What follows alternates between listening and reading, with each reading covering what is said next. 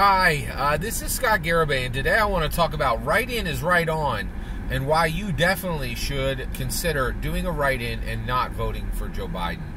It has to do with how we're going to shape our politics in America for the next 30 years. All right, and it also has to do with Barack Obama and his speech at the DNC. So let's dig into this. All right, and honestly, I really feel Obama's speech needs to be punished. This is just my opinion. This is my opinion. So let's get into it. Right, punished by not getting the votes it was intended to get. Okay, here we go. I'll give you my 2 cents on this. So one, I'm going to give my bona fides here real quick. I voted for Obama twice. I'm very proud of that. I'm very open about that. I did not vote for Trump. I don't consider myself... I don't really consider myself a conservative. I know a lot of people would say I am. That's a whole discussion. I love Obama. I think he's great, but he is a politician, and he makes some politician moves that we really need to shut down. And so what is the politician move that's got me concerned right now? Well, in the DNC speech, Obama said, Joe Biden, when I worked with Joe Biden, I found a brother. Okay? That's a deep word. It has real meaning. And honestly, I am really frustrated with Obama using that word, okay, to describe Biden. All right, now, first of all, I have a brother. I have a real brother, okay? And when my brother, and first of all, we fight like cats and dogs half the time. Not half the time. Actually, we used to fight like cats and dogs quite a bit. But we'd still get together because we just felt like we're blood, man. We're in this together.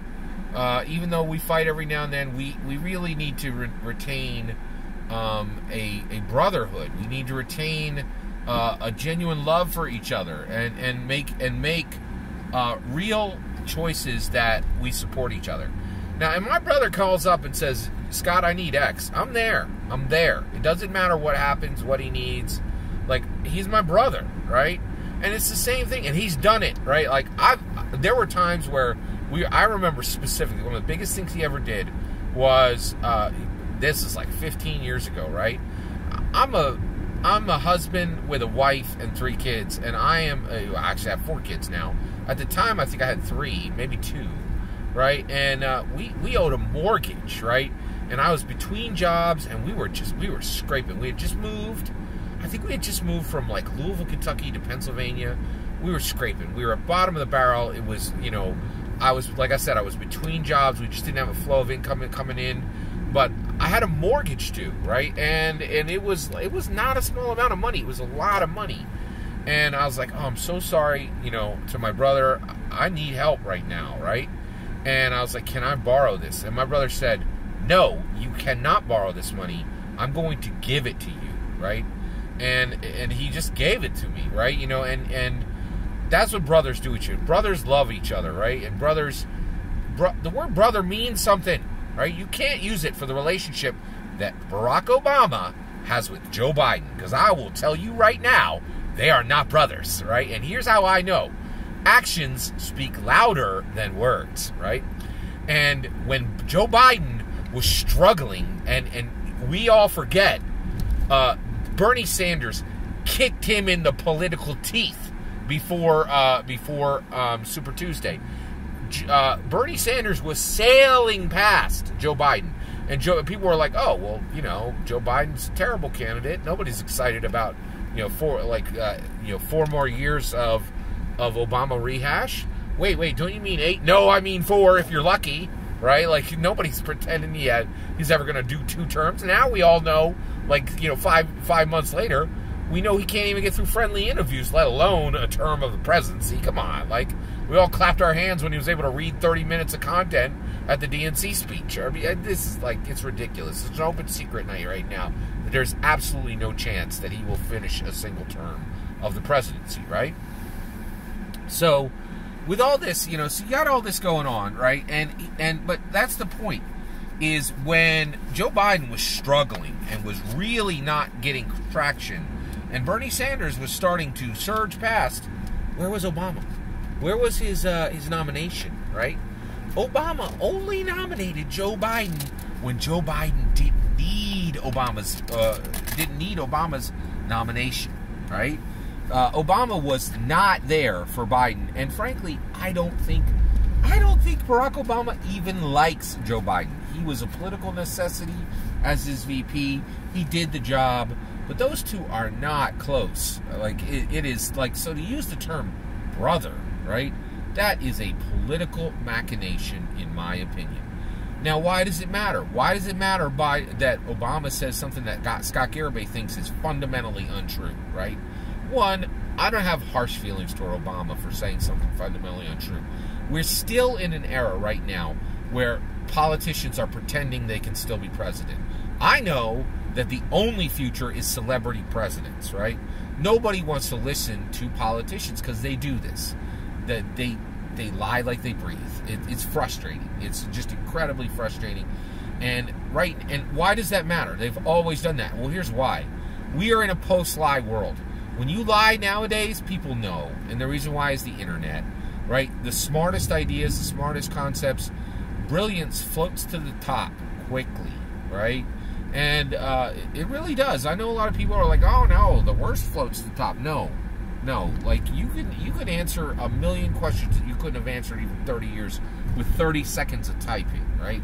There's a lot of knowledge, there's a lot of wisdom out there, and if you're lying, people are going to know it right quick in today's world. Lies do not last long. Steve Bannon, that dude just went, he just got convicted for some major stuff, right? He's got some serious answers that he has to give to serious questions, right? People are, I'm not saying he lied, but people are accusing him of lying. And I think Steve Bannon will tell you it's harder to lie today than it ever was before.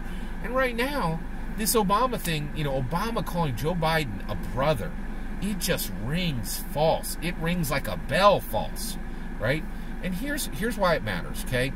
If you go out there and you give your vote to Joe Biden, you tell the Democrats you want to continue to be lied to by politicians. You want people who come up and call people that they moderately care about and that they withhold nominations from until the last possible second a brother. Brother has a real meaning. I know what that word means, right? I know when my brother calls and I need to sacrifice, right? Obama didn't do nothing for Joe Biden, right? He waited till the last possible second to give his nomination because Bernie couldn't pull it out, right? And that is important. That is important to understand. You don't treat a brother like that, right? And the reality is Barack Obama does not consider Joe Biden a brother. He considers him a political necessity. But here's the issue. If you vote for this milquetoast pablum candidate that the Democrats have served you up when they had 14 shockingly amazing candidates, right? Not just some reheated person who's 11 years past retirement, has no possibility of finishing even a single term, and has no business running for president. If you vote for him, you reward the Democrats coming in and giving you terrible candidates. You beg them to give you more terrible candidates, right? And you tell Obama your lies worked, right? Obama does not consider Joe Biden a brother, right? Like, if he would have been out there stumping from day one, right?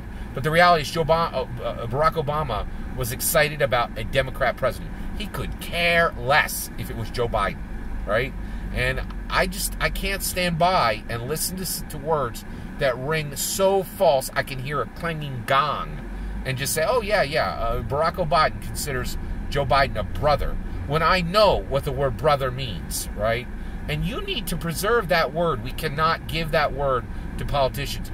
We cannot reward lying. And voting for Joe Biden, you're saying, Democrats, make sure you lie to me in 4 years. Democrats, make sure you give me a terrible, terrible candidate that I do not believe in. Do not reward what the Democrats have done in 2020. They turned their back on Andrew Yang. They turned their back on Tulsi Gabbard. They turned their back on other great candidates. And they did what the Republicans do, right? They took the safe route. They took the route that excites no one. They failed their constituencies, right? And if you vote for Joe Biden, you beg them to do it again to you, right? And 4 years from now, when you are dealing with one of the worst possible candidates, when you have seen a rainbow array of amazing candidates, and you wonder why, you will be the reason why. Do not vote for Joe Biden. Do a write-in. Write in anyone you think is worthy and capable of the job. And boy, oh boy, if you really in your heart believe that Joe Biden is worthy and capable of doing the job, let me know in the comments below. I'd love to hear what on earth you are thinking, because I think you know he's not, right? Don't do it, right? Don't believe Barack Obama when he says that he considers Joe Biden a brother, right? Don't allow that word to be contaminated in your mind, right? Remember that Joe Biden is not a brother to Barack Obama by figuratively, right? And that Barack Obama's actions speak the truth. He did not nominate him until it was very clear he could nominate no one else. You don't do that to a brother, right? So it's important. It's important that you do not reward this incredibly old, templated, ridiculous speech, political speech, which is not true. Not true. If you don't want to be lied to, don't reward lies by giving your vote to it, right? If you want a worthy, capable candidate for president, do not vote for Joe Biden, who is neither worthy nor capable. Actually, he's not capable. Actually, at this point, he's not worthy. He already passed it up, right? We have Donald Trump in huge part because of Joe Biden. He admits that. He knows that the problems of America belong to his weakness of not taking incumbency when he needed to. And you're like, oh, well, he had problems. So did Bernie Sanders. He almost died of a heart attack. And he's like, I'm in this. This matters. Didn't matter to Joe then, and it doesn't matter to Joe now. Do not reward this. Do a write-in for Andrew Yang. Do a write-in for anybody you think is worthy and capable. Write-in is right on. That's my opinion. All that's my opinion. I'd love to hear what you have to say. Let me know in the comments below. Please consider liking and subscribing, and have a wonderful millennium.